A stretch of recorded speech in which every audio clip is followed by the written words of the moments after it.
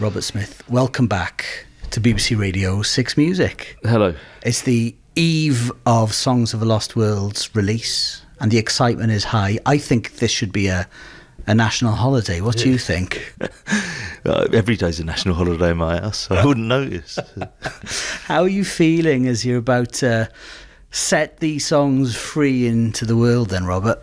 A strange mixture of relief, I think, and probably excitement. I really am taken aback at how attention has kind of turned to us on the back of, like, I think, you know, we've been doing a couple of years of 22 and 23. We played a lot of shows and we were playing some of these songs, and so they don't seem like new songs. Like, I've kind of forgotten that they're new songs, and it's only really like completing the album a couple of months ago with 3 songs that we've never played that I realised that there's a new album. It didn't feel real until that point, so only probably like 3 months ago, and even then I'm not quite sure because I didn't want to play it to anyone, just a handful of people, and everyone's like, yeah, that's really good, but I'm thinking, like, what are they going to say? You know, it's not, we played all this song, it's okay.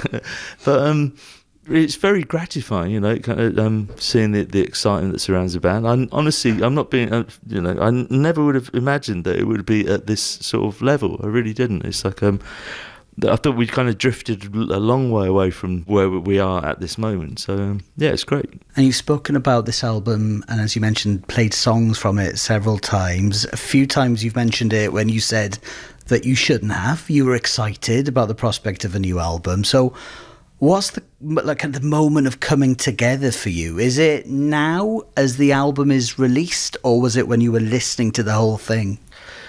It's been sort of strange because when we recorded everything in 2019, so the band recorded 20-something songs, and what stopped us from completing it at the time was really my inability to decide what I wanted to sing about and just really writing words. I wrote lots of words and everything I sang was rubbish, and I was like, oh, what's the point, you know?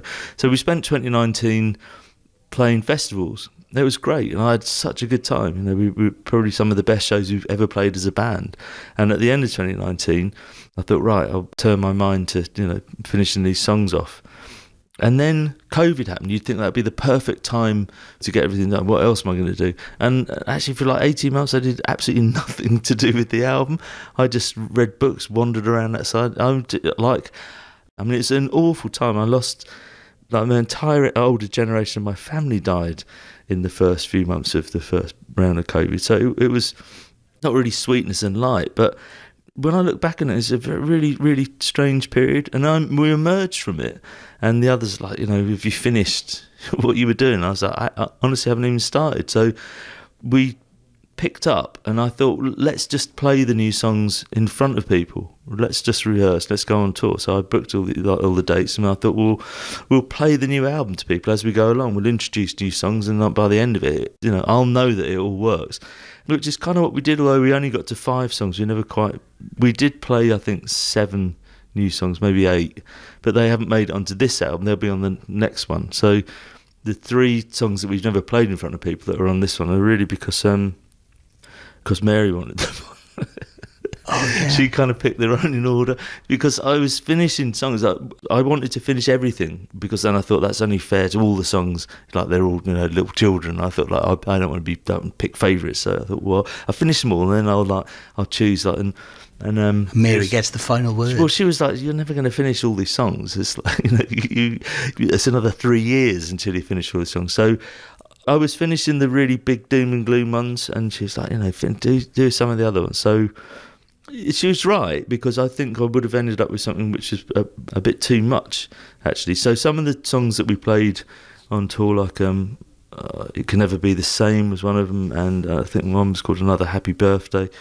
They will be released. They will come up, but they'll be on the next thing, because I'm almost done with the next one. Weirdly enough, it's like buses, isn't it? Like, and each one they're knocking me over. But head down now for Christmas then to finish the next record. Yeah, no, seriously, it's like we sort of had an agreement in place. So the others are just like, you know, why can't you just write the words? Why can't you just write the words? It's like, it's the one thing as I've grown older that I've found much harder to do, to write words that I want to sing.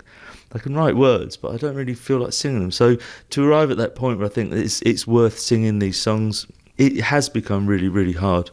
I have to admit. You mentioned the death and the loss in your family. How much did writing these songs help you on a human level? Because alone sets the tone for this deeply emotional record, and there's loss and there's love. Did it help you? Yeah, I mean, it's kind of hard because I didn't want the album to be too much. Like the tone of the album, I wanted it to be about loss and change. And I always keep coming back to this thing that it's like it essentially is really quite a doom and gloom record. I just can't escape it, because it's like when I was writing, when I was singing, that's sort of like that's how I felt. I think what helped me was singing the songs, and certainly singing the songs in front of people. Was hugely cathartic. I know it's a cliche, but I mean, going on stage and singing "I Can Never Say Goodbye" in front of people night after night, it was a wonderful moment for me. And also, I think engage as an audience. If you can tap into that, you just suddenly feel something. You feel a connection. It's like, and that's the reason why I still do it. It's like to experience that sort of communal moment with a crowd. It's like there's something really, really wonderful about it. And going back to the running order and stuff, like my idea of the album was actually just like doom doom doom, and it was Mary that said to me, no, your best albums are the ones that just have a couple of bits where it's not that. So there's a song called Drone No Drone got put on there, and All I Ever Am, just a little bit more energy and a bit more upbeat. Nothing pop, but it leads you into, So yeah, it hangs together really well, and I have enjoyed singing it, and I've enjoyed singing the songs that will be on the next album. It sounds ridiculous. I sound like the next album, but we can't wait. More than halfway there with it. So yeah. This album's cover artwork, I think, fits the record beautifully. It's human, but it's enormous and devastating as well, like the songs and the themes on the record. Can you tell us a little about it? The artwork has become, in my head, has become the album, and it was an older person who gave me a copy of a book that was signed by an artist called Janez Pirnat, who is a Slovenian sculptor, and it was she's Slovenian, and I'd never really looked through it. I mean, I'd kind of seen the inscription on it. I thought, that's nice, and it was just in a pile of books. And during COVID, I was trying to read everything that I had. I thought, like, if I do one thing, I've got to finish. I've got to read War and Peace. I've got to read all these things. And I came to this book, and I started looking through it, and I saw the plate with this bagatelle, it's called, which was done in 1975. This sculpture of a head. All these sculptures are brilliant. They're absolutely brilliant. They all have this, around that time anyway, when he was sculpting, they have this theme of it's either like something emerging out of rock, or the rock is kind of like eating it up, kind of thing. They're really, really powerful. And I'm not really an arty person. I don't go to galleries and kind of like go, But something about it, I thought, wow, that's it. That's the album cover. I didn't even know at the time like what the album was called. I thought it was called Live from the Moon. And in my mind, it was going to be just a moonscape, So I looked him up, and he had actually died on that day. And I was very disturbed by it, if I'm honest, because I don't really buy into that kind of thing either. But yeah, I just thought this has to be the cover of the album. So I got in touch with his widow eventually, left a respectful gap, and I own it now. I've got it at home. You see it every day? Yeah, sitting in my room. It's a beautiful piece of sculpture, but there is just something about it. It's such a plaintive thing, and I think it's really clever, because actually in real life it almost doesn't exist. You can barely see it, and it's only when light shines on it in a certain way it throws itself into relief, and it's like it's there. It suddenly emerges, and that's what I really loved about it. And it's you kind of project onto it, like you've just said. It's just like it's this, because it's like when you put two eyes on anything in front of babies and they smile. It has that effect. You kind of like, you can't help but respond to it. It's a strange thing. So it's very powerful, very powerful. We're about to hear your set recorded exclusively for BBC Radio 6 Music. We filmed it for iPlayer. It's in black and white. I should point out that's not a budget thing. Radio 2's is in full colour, but I think it was your suggestion to film it in black and white? Yes, well, it was given a straight choice, like change your top or film it in black and white. So I went for the black and white option. I thought, like, if we change our tops, we're just going to change it into black and white anyway. So why don't we film it in black and white? We can't wait to watch it and hear it very shortly. Was it fun choosing the set list for this special Set for Six music, Robert? We went through a lot of different iterations of the set, actually. We had quite a few disagreements early on in rehearsals as to what we should do for the Six music set, because it's like drive time. And they're like, oh, people will be driving home, and like they don't want to listen to like doom and gloom. And I was like, well, we do though. Yeah, I mean, it's not hopefully only going to be listened to at drive time. So I wanted something which was part of what we're doing, and I feel, you know, so the Radio 2 thing was much more kind of like upbeat, and I like the black and white idea. I like just doing some of the more emotional, something like the stuff that people don't really know, perhaps outside of Cure fans obviously know, but I thought just, you know, some of the stuff we do when we play a 2.5 hour show, you know, it's that sort of stuff, and it often gets overlooked and left behind, and I love it. I love you call it drive time. It's actually mid-morning for you, isn't it? Yeah, but I still sit in the car and listen to it. I don't go anywhere. But as you look ahead, Robert, to 50 years of The Cure, and your big next birthday will be your 70th, are you comfortable with the years ahead? I'm not going to get to my 70th birthday. Or are you dreading it? I honestly don't. When I turned 60, I promised myself that I would stop thinking about, you know, anniversaries and upcoming stuff.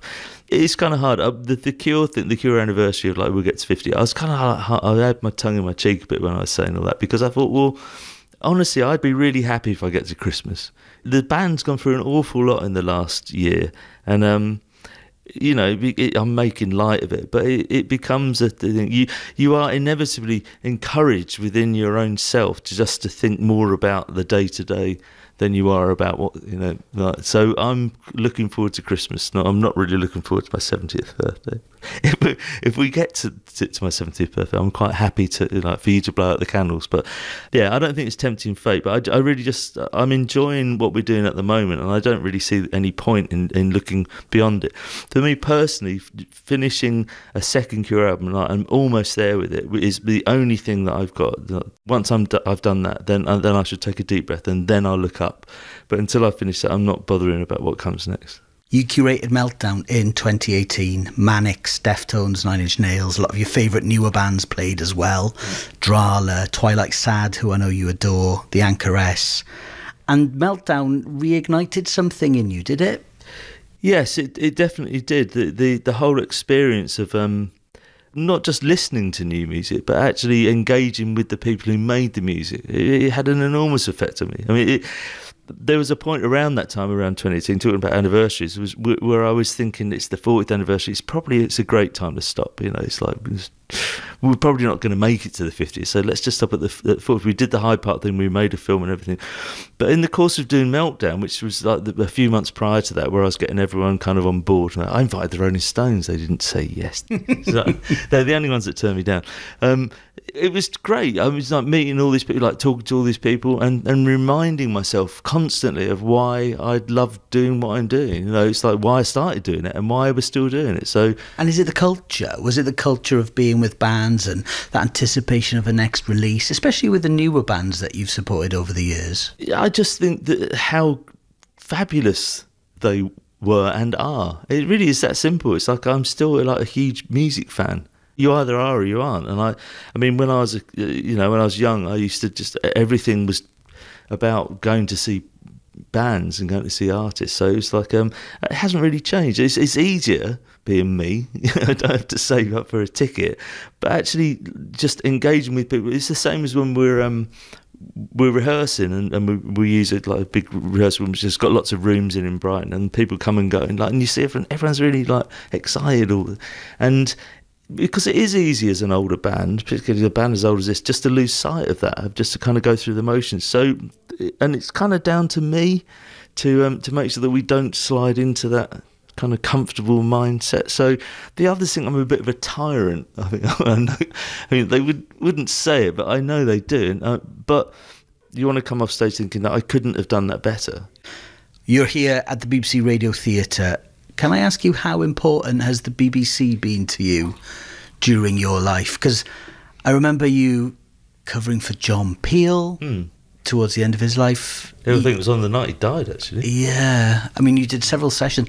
How important has the BBC been to you? The BBC is enormously important. I think the way it's, in certain media, it's disparaged, and I think it's, are we going to get into like what the reason why? I mean, the first things to go are like public services, public broadcast, because they're everything that I think is great about the country that I grew up in. The BBC kind of like epitomises all that's good about Great Britain. It's derided because it's like some kind of, it's relied on by so many people around the world. Because I've been around the world, people do actually, they trust the BBC. They trust it as a brand. I mean, it's a horribly modern thing to say, but you do kind of believe the BBC. And it's dreadful that that the cutbacks there, they allow a vacuum which is filled by idiocy. It's like...